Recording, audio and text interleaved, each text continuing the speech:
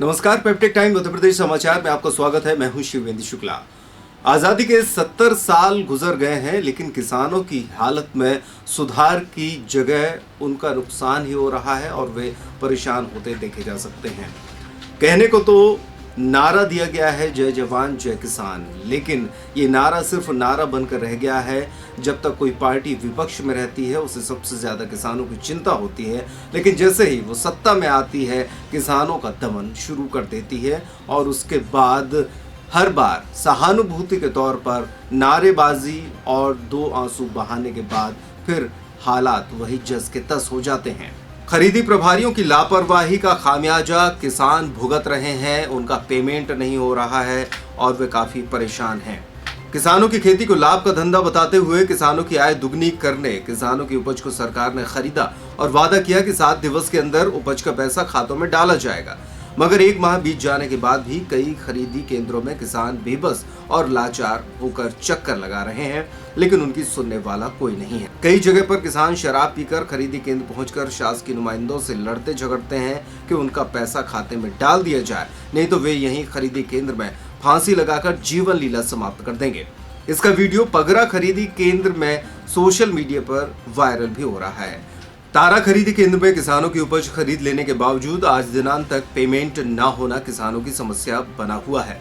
यह आलम सिर्फ 1-2 खरीदी केंद्र का नहीं बल्कि पूरी अमानगंज तहसील अंतर्गत आने वाले खरीदी केंद्रों का है, जहां पर किसान अपनी उपज के पैसे लेने के लिए खरीदी केंद्र के चक्कर काट रहा है और बैंकों में घंटों लाइन में खड़े रहकर मायूस होकर वापस घर चला जाता है। परिवहन समय पर न होने से एक तो खरीदी केंद्र में रखा माल बारिश की वजह से खराब भी हो चुका है। गेहूं और चना पूरी तरीके से भीग गया है, जिससे किसानों को अब ये चिंता भी सताने लगी है कि उपज वाली बोरी में नाम किस किसान का पड़ा है और लापरवाही कहीं किसान के ऊपर न थोप दी जाए और पैसा अधर में ही लटक जाए।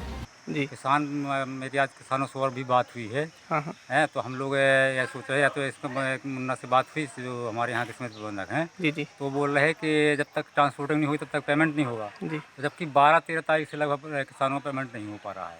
अधिकतर कितने किसान होंगे जिनका पेमेंट नहीं हो पाया? अरे 250, 250, 300 से कम नहीं है इनका अभी तक पेमेंट नहीं हुआ है। अब हम लोगों ने प्लान बनाया है कि कल हम लोग कलेक्टर को एक ज्ञापन देंगे जी और ज्ञापन के माध्यम से हम लोग बता देंगे या तो इसका ट्रांसपोर्टिंग कराई जाए, और ट्रांसपोर्टिंग अगर नहीं कराना तो वही हम लोगों को पेमेंट करा दिया जाए। जी जी हैं पेमेंट करा दिया जाए, और अगर ट्रांसपोर्टिंग कराने अगर नहीं कराते तो हम लोग हड़ताल पर जाएंगे। ऊपर से दिक्कत ये है सर कि यहाँ पर जो हमारे समिति तारा झरकुआ में खरीदी हुई है, 20 तारीख से परिवहन नहीं हुआ है। कोई भी ट्रक यहाँ पर नहीं आते हैं। ऊपर फ़ोन लगाते हैं तो बस यही जवाब आता है कि अभी आदेश नहीं आया है, जब आदेश आ जाएगा तो हम परिवहन करवाएंगे।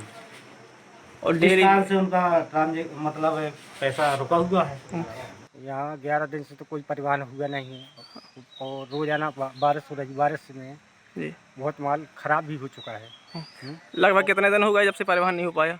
12 दिन से कोई परिवहन नहीं हुआ जी। और लगभग 27,000 कुंटल के आसपास माल यहाँ पड़ा है। 27,000 कुंटल अभी पड़ा है यहाँ पे। और किसान लोग भी आते, लोग किसान बोलते हैं कि हमारा पेमेंट क्यों नहीं हुआ है। जी